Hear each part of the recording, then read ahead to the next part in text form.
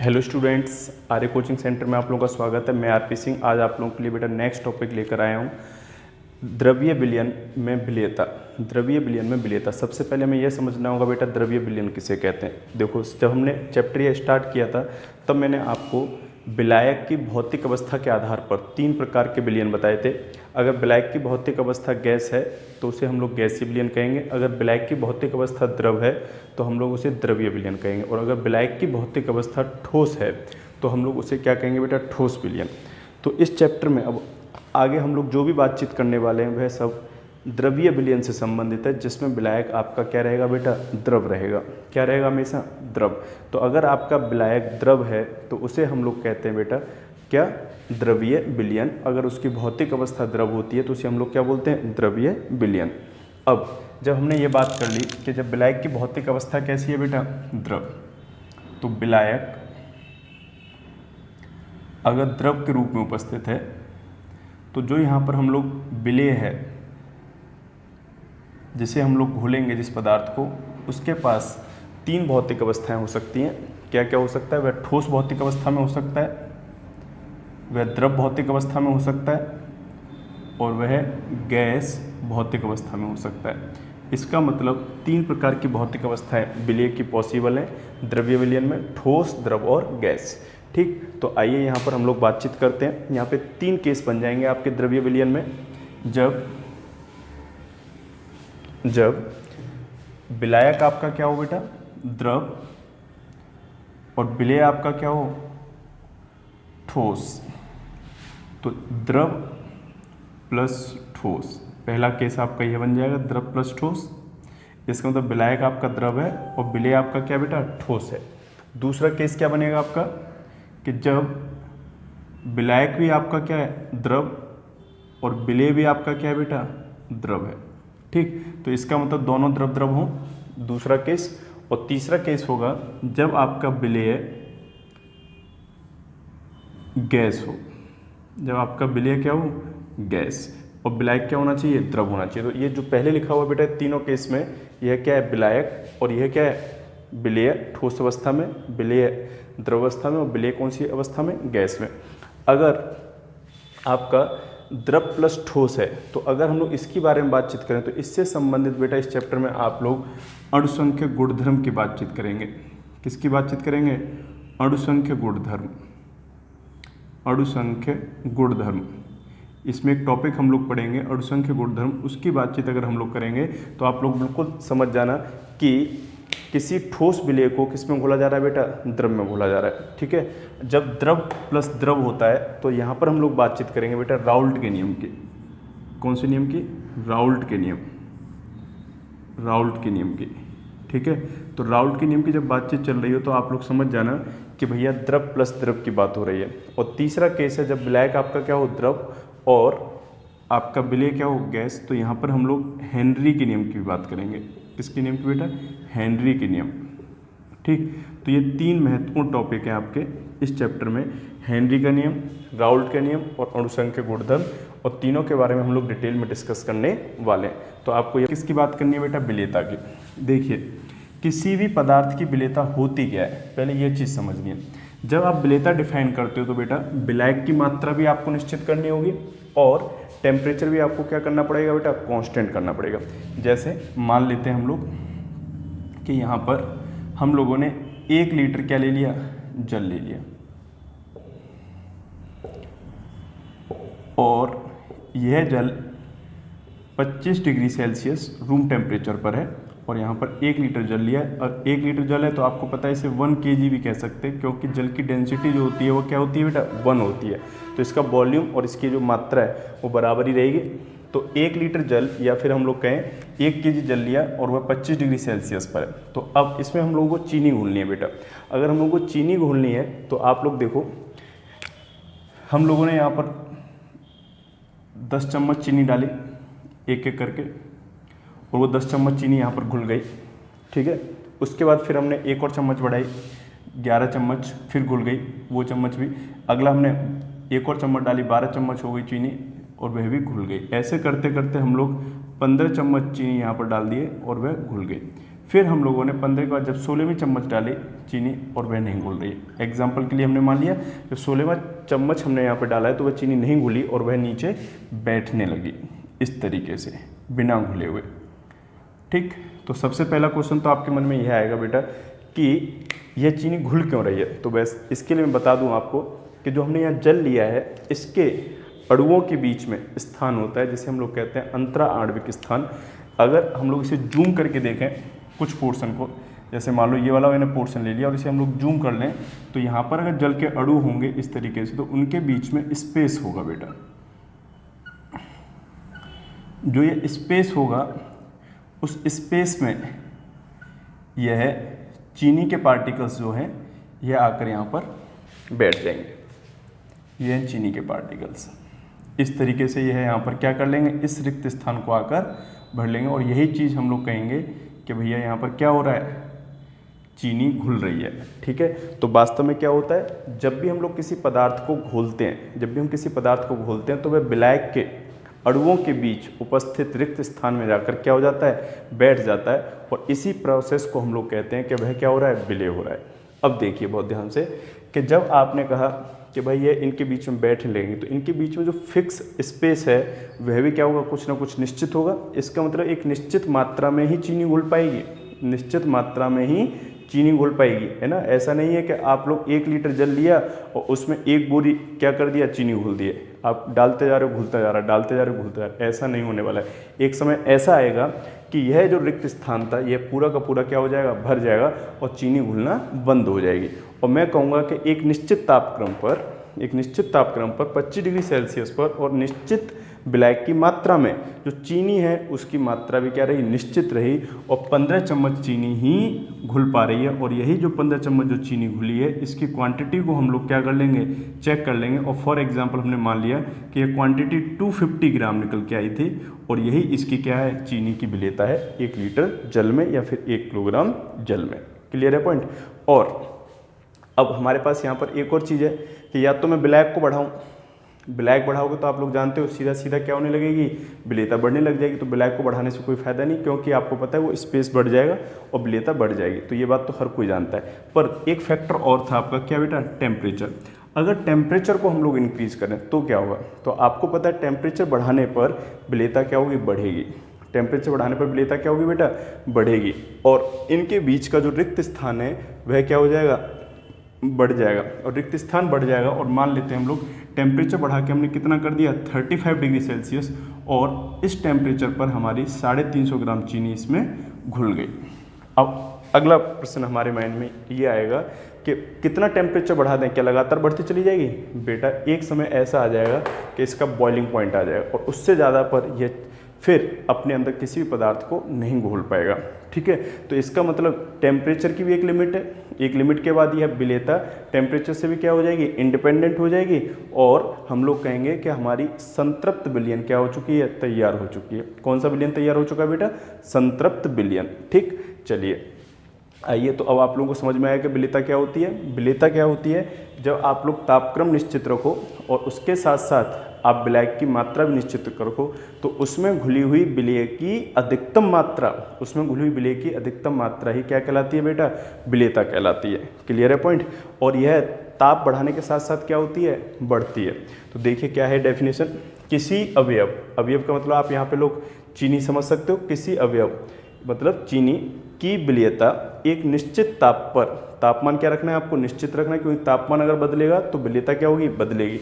एक निश्चित ताप पर विलायक की निश्चित मात्रा में, विलायक की निश्चित मात्रा जो हमने ली थी 1 किलोग्राम जल लिया था, विलायक की निश्चित मात्रा में घुली हुई उस पदार्थ की अधिकतम मात्रा होती है। अधिकतम मात्रा का मतलब 250 ग्राम। और अगर हम लोग इस टेम्परेचर जो हमने निश्चित करा है टेम्परेचर, उस टेम्परेचर को अगर हम लोग इंक्रीज करके कितना कर दें 35, तो फिर हमारी विलेयता की मात्रा क्या हो जाएगी, बढ़ जाएगी। और कितनी हो जाएगी, 350 अधिकतम। क्लियर है पॉइंट। ये हमने मान लिए दोनों चीज़ें। ऐसा नहीं है कि 100% 35 डिग्री सेल्सियस पर 350 ग्राम ही घुलेगी, हो सकता है वेरी करे। चलिए, तो विलेयता क्या हो गई आपको क्लियर हुई। अब विलेयता किस किस फैक्टर पर निर्भर करती है, यह चीज़ हमको यहाँ पर समझनी है। देखो विलेयता 3 चीज़ों पर निर्भर करेगी। पहला, विलेय और विलायक की प्रकृति कैसी है।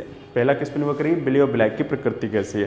प्रकृति का सेंस क्या है यहाँ पर, प्रकृति का मतलब यह है कि विलेय ध्रुवीय है या अध्रुवीय है, विलायक ध्रुवीय है या अध्रुवीय है। तो यहाँ पर हमारे पास यह है विलेय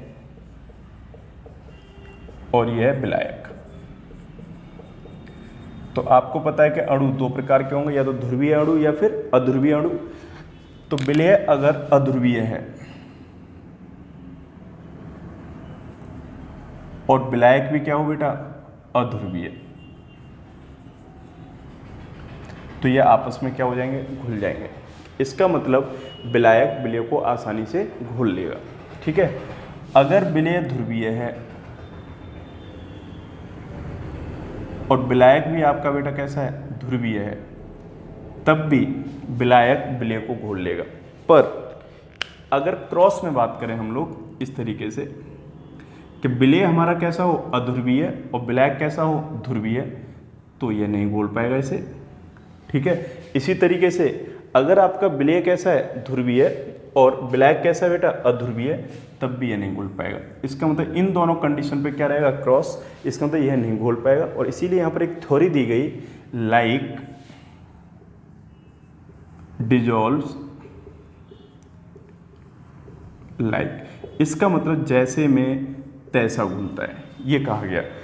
जैसी नेचर वाला क्या होगा, विलेय होगा, अगर वैसे नेचर वाला विलायक है तो ये दोनों एक दूसरे में बहुत अच्छे से घुल जाएंगे। और इसके पीछे कारण जो होता है वह होता है बेटा अंतरा आणविक अनोन्य क्रिया। अंतरा आणविक अनोन्य क्रिया मतलब अणुओं के मध्य होने वाली अनोन्य क्रियाएं अगर समान हैं तो वह एक दूसरे को घुल लेते हैं। जैसे फॉर एग्जाम्पल जल एक ध्रुवीय विलायक है बेटा। जल कैसा विलायक है, ध्रुवीय। यह चीज़ याद रखना, ये केमिकल बॉन्डिंग में आपको पढ़ाया गया होगा कि जल कैसा है, ध्रुवीय अणु होता है। और जल के अंदर अगर हम लोग NaCl डाल दें तो NaCl आयनिक यौगिक है, और जितने भी आयनिक यौगिक होते हैं यह सभी के सभी ध्रुवीय विलायक में क्या हो जाते हैं बेटा, विलय हो जाते हैं। क्योंकि NaCl भी कैसा है, आयनिक, और जल कैसा है, ध्रुवीय विलायक, और यह इसको आसानी से घोल लेगा जल NaCl को। ठीक, अगर हम लोग बात करें बेटा किसकी, नेफ्थलीन। नेफ्थलीन जल में क्या रहती है बेटा, अविलेय, क्योंकि नेफ्थलीन का जो नेचर है वो कैसा है, अध्रुवीय, और अध्रुवीय होने के कारण यह जल में नहीं घुल पाएगी। जबकि नमक क्या हो रहा था, घुल रहा था, क्योंकि दोनों का नेचर कैसा था, सेम। ये भी ध्रुवीय और ये कैसा था, आयनिक, पर ये कैसा बेटा, अध्रुवीय, और जबकि जल कैसा है, ध्रुवीय, नहीं घोल पाएगा। तो जल को कौन घोल, इसे नेफ्थलीन को कौन घोल सकता है अपने अंदर, बेंजीन। तो बेंजीन जो होता है बेटा ये कैसा है, अध्रुवीय। बेंजीन के जो अणु होते हैं बेटा ये अध्रुवीय होते हैं। अब देखो विलायक भी आपका कैसा है, अध्रुवीय, विलेय भी कैसा है, अध्रुवीय। तो हम लोग कहेंगे कि ये दोनों आपस में, इनके मध्य जो अनोन्य क्रिया है वह क्या होगी, एक जैसी, और यह बेंजीन नेफ्थलीन को अपने अंदर घोल लेगा। तो इसका मतलब अध्रुवीय के अंदर अध्रुवीय और ध्रुवीय के अंदर ध्रुवीय, लाइक डिजॉल्व्स लाइक। यह थोड़ी आपको याद रखनी है। तो पहला पॉइंट आपको समझ में आया कि यह विलेय व विलायक की प्रकृति पर निर्भर करता है। तो अगर आप विलेयता डिफाइन करके आ रहे हैं वहाँ पर, तो उसके साथ साथ यह भी बताओगे कि विलेयता जो होती है विलेय व विलायक की प्रकृति पर निर्भर करती है। ध्रुवीय विलायक ध्रुवीय विलेय पदार्थ को घोल लेता है, और अध्रुवीय विलायक अध्रुवीय विलेय पदार्थ को घोल लेता है। तो ध्रुवीय में आपके जल आपका कैसा विलायक है, ध्रुवीय। बेंजीन कैसा विलायक है, अध्रुवीय। कार्बन टेट्राक्लोराइड कैसा विलायक है, अध्रुवीय। तो अध्रुवीय में अध्रुवीय घुलेगा, ध्रुवीय में ध्रुवीय घुलेगा। चलिए ये पॉइंट आप लोगों का क्लियर हुआ। सेकंड पॉइंट है बेटा आपका जो हम लोग यहाँ पर डिस्कस करने वाले हैं, टेम्परेचर। हम लोग पहले टेम्परेचर की बात करेंगे। तो देखो टेम्परेचर की हम लोग यहाँ पर चर्चा कर रहे हैं कि टेम्परेचर बढ़ाने के साथ साथ हमारी विलेयता पर क्या प्रभाव पड़ेगा। तो जैसा कि आप लोगों ने देखा अभी, ठोसों की विलेयता टेम्परेचर बढ़ाने के साथ साथ बेटा क्या होती है, बढ़ती है। क्यों? क्योंकि टेम्परेचर बढ़ाने पर अणुओं के मध्य अंतराण्विक बल क्या होगा, बढ़ेगा, और अधिक से अधिक ठोस पदार्थ उसके अंदर आकर क्या हो जाएगा, फिट हो जाएगा। इसके साथ साथ यहाँ पर एक कॉन्सेप्ट और दिया जाता है। अगर हम लोग डेल्टा H बिलियन की बात कर रहे हैं, बिलियन बनाते समय एंथैल्पी में परिवर्तन, अगर डेल्टा H बिलियन आपका ग्रेटर देन 0 है, कैसा है बेटा, ग्रेटर देन 0, या फिर आप ये कह सकते हो डेल्टा H पॉजिटिव है। कैसा है बेटा, delta H billion greater than 0 का मतलब डेल्टा H बिलियन कैसा है, पॉजिटिव। ठीक, अब देखिए पॉजिटिव का मतलब क्या है, डेल्टा एच पॉजिटिव का सेंस यहाँ पर क्या है। डेल्टा एच अगर कहीं पर भी पॉजिटिव है तो इसका मतलब यह है कि उस दौरान वहाँ पर ऊष्मा क्या हो रही है, हम लोग दे रहे हैं बेटा, ऊष्मा हम लोग क्या कर रहे हैं, दे रहे हैं। अगर हम लोग ऊष्मा दे रहे हैं तो कैसा प्रक्रम है, ऊष्मा शोषी, ऊष्मा शोषी। डेल्टा एच पॉजिटिव का मतलब प्रक्रम कैसा है बेटा, ऊष्मा शोषी। और delta H billion less than zero, less than zero का मतलब कैसा हो गया, नेगेटिव हो जाएगा। और नेगेटिव का मतलब हो गया कि प्रक्रम कैसा है बेटा, ऊष्मा छेपी, इसका मतलब ऊष्मा निकल रही है। अगर बिलियन बनाने के दौरान ऊष्मा निकल रही है तो अगर आप तापमान बढ़ाओगे तो विलेयता क्या होगी, घटेगी। और अगर बिलियन बनाने के दौरान अगर आपको ऊष्मा देनी पड़ रही है, ऊष्मा शोषी प्रक्रम है, तो टेम्परेचर बढ़ाने के साथ साथ आपकी विलेयता क्या होगी, बढ़ेगी। तो इसका मतलब यहाँ पर आप लोग सीख गए कि अगर ऊष्मा शोषी प्रक्रम है, बिलियन का बनना कैसा प्रक्रम है, ऊष्मा शोषी, तो टेम्परेचर बढ़ाने के साथ साथ आपकी विलेयता क्या होगी बेटा, बढ़ेगी। टेम्परेचर बढ़ाने के साथ साथ आपकी विलेयता बढ़ेगी। और अगर प्रक्रम आपका कैसा है बेटा, ऊष्मा छेपी है, अगर प्रक्रम आपका ऊष्मा छेपी है तो टेम्परेचर बढ़ाने के साथ साथ विलेयता आपकी घटेगी, विलेयता आपकी क्या होगी, घटेगी। यह चीज़ आपको याद रखनी है, ठीक है। तो ये बहुत ही इंपॉर्टेंट चीज़ है हमारे लिए। और ये हमने किसके लिए देखा है, जब टेम्परेचर हम लोग बढ़ा रहे हैं तो विलेयता पर क्या प्रभाव पड़ रहा है। तो डेल्टा एच बिलियन के आधार पर यहाँ पर हम लोग चेक करते हैं। तीसरा फैक्टर बेटा दाब। अब आप लोगों को पता है कि अगर हम लोग किसी ठोस विलेय को घोल रहे हैं या फिर किसी द्रव विलेय को घोल रहे हैं, तो किसी ठोस या द्रव विलेय को अगर हम लोग घोलते हैं तो इन दोनों पर दाब का प्रभाव क्या होता है बेटा, नगण्य होता है। इसका मतलब दाब में चेंज करने पर इनकी विलेयता पर कोई प्रभाव नहीं पड़ता है। अब अगला क्वेश्चन आपके मन में यह आएगा कि क्यों नहीं पड़ता है। उसके पीछे कारण यह है कि ठोस और द्रव जो होते हैं यह असंपीड्य होते हैं। कैसे होते हैं बेटा, असंपीड्य, मतलब ये संपीड़ित नहीं होते। संपीड़ित का मतलब इनको आप आसानी से दबा नहीं सकते। और दाब के प्रभाव में अणु क्या होते हैं, दबते हैं। इसका मतलब दबाना ही, अगर हम लोग दबा रहे हैं तो हम लोग ये चेक कर रहे हैं कि वो कितना संपीड़ित हो सकता है। और जबकि हम लोग बोल रहे हैं कि ठोस और द्रव संपीड़ित नहीं होंगे। जब ठोस और द्रव संपीड़ित नहीं होंगे तो भैया इन पर दाब का प्रभाव क्या है, पड़ेगा नहीं या फिर नगण्य। तो इस दोनों पर हम लोग स्टडी नहीं करेंगे। तो अब एक ही केस बचा हमारे पास, केवल और केवल कौन सा, द्रव में किसको घोला जाए, गैस को। द्रव में किसको घोला जाए बेटा, गैस को। जब गैस की द्रव में विलेयता देखते हैं तो दाब का प्रभाव क्या होगा, कंसीडर किया जाएगा, क्योंकि गैस दाब लगाने पर क्या होने लगती है बेटा, बताओ, द्रवित होने लगती है। और यहाँ पर इसकी विलेयता क्या होने लगेगी, बढ़ने लगेगी, ठीक है। तो अब हमारे लिए अगला जो टॉपिक है वह क्या है, किसी भी गैस की द्रव्य विलेयता पर दाब का प्रभाव। किसी भी गैस की द्रव्य विलेयता पर दाब का प्रभाव। और यह किसने हमें समझाया, हेनरी ने। किसने समझाया, हेनरी ने। तो अगर हम लोग किसी भी गैस की द्रव्य विलेयता देख रहे हैं तो हम लोगों को एक नियम आ जाना चाहिए माइंड में, हेनरी का नियम, ठीक है। और बहुत ही महत्वपूर्ण नियम है हेनरी का, और इसके बारे में हम लोग यहाँ पर स्टडी करेंगे। चलिए, तो हेनरी के नियम को हम लोग अगले वीडियो में स्टडी करेंगे। अगर यह बात आपको यहाँ तक समझ में आई हो विलेयता, तो आप लोग हमारे वीडियो को लाइक करें, और जो भी टॉपिक इसमें समझ में नहीं आया आप उसके बारे में कमेंट कर सकते हैं। और हमारे चैनल को सब्सक्राइब करें और ज़्यादा से ज़्यादा इस वीडियो को शेयर करें। Thank you.